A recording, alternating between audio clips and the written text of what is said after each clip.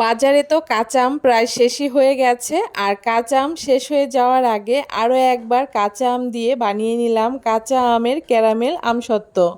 কাঁচা আম খেতে যারা পছন্দ করেন তারা এই পদ্ধতিতে আমসত্ত্ব তৈরি করে সারা বছর কাঁচা আমের স্বাদ গ্রহণ করতে পারবেন। নমস্কার বন্ধুরা, মন কিচেনে আপনাদের সবাইকে স্বাগত। আশা করি আপনারা সবাই খুব ভালো আছেন।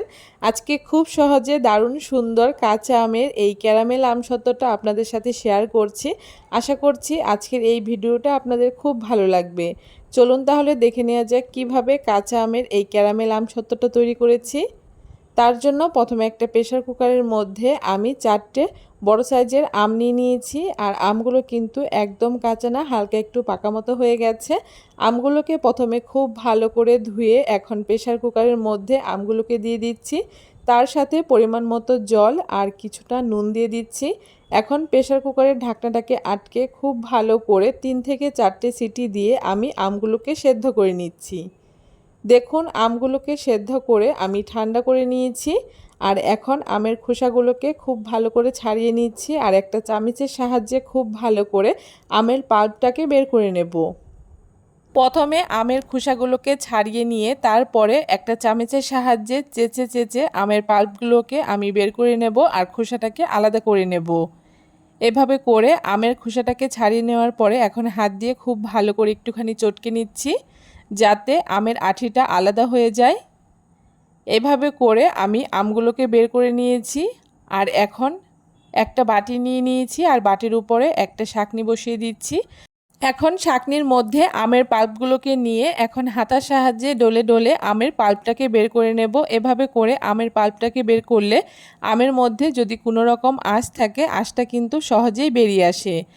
তবে আপনারা যদি চান তাহলে মিক্সিং জারের মধ্যে আমের পাল্পটাকে দিয়ে খুব ভালো করে একটুখানি মিক্সিতে পেস্ট করে নিতে পারেন, তাহলেও কিন্তু আমের পাল্পটা খুব সুন্দর তৈরি হয়।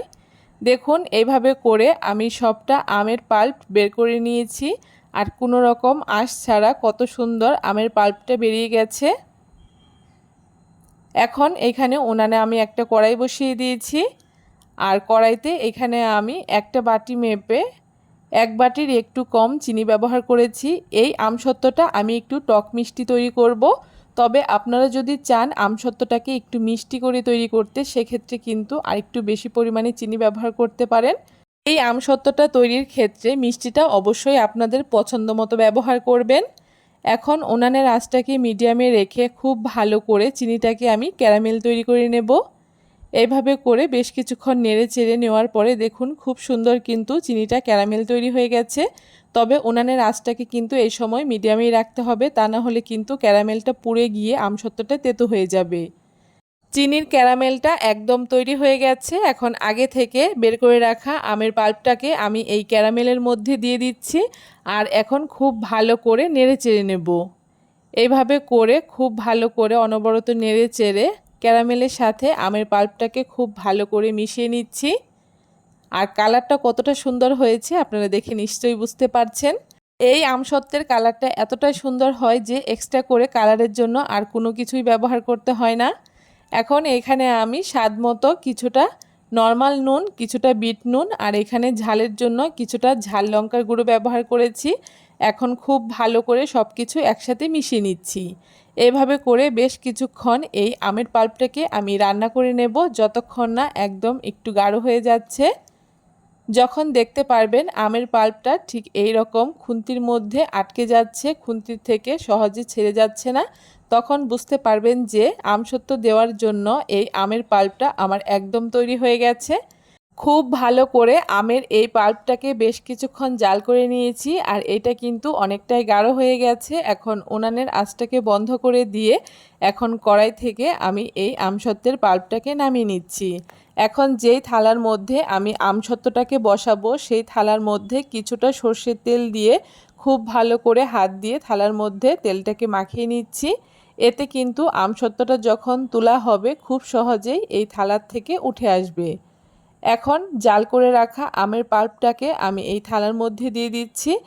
এখন থালাটাকে ঘুরিয়ে ঘুরিয়ে থালার চারপাশে আমসত্ত্বটাকে ঠিক এইভাবে করে আমি একই সমান করে দিয়ে দিচ্ছি।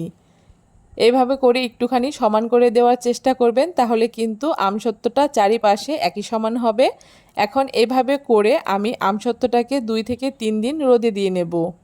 দেখুন 2 দিন রোদে দেওয়ার পরে এই ক্যারামেল আমসত্ত্বটা আমার একদম তৈরি হয়ে গেছে।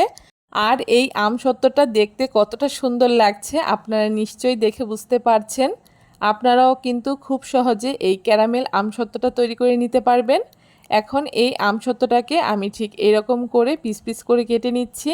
আপনারা আপনাদের পছন্দ মতো যে কোনো রকমভাবে এই আমসত্ত্বগুলোকে কেটে একটা এয়ারটায়ার বয়ামে ভরে খুব সহজে 1 বছর পর্যন্ত সংরক্ষণ করে রেখে দিতে পারেন।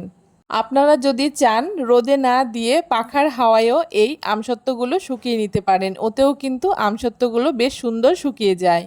কেমন লাগলো আজকে খুব সহজ পদ্ধতিতে কাঁচা আমের এই ক্যারামেল আমসত্ত্বের রেসিপি? অবশ্যই কমেন্ট করে জানাতে ভুলবেন না। ভিডিওটা যদি ভালো লেগে থাকে অবশ্যই সবার সাথে বেশি বেশি করে শেয়ার করে আমার চ্যানেলটাকে সাবস্ক্রাইব করে দেবেন।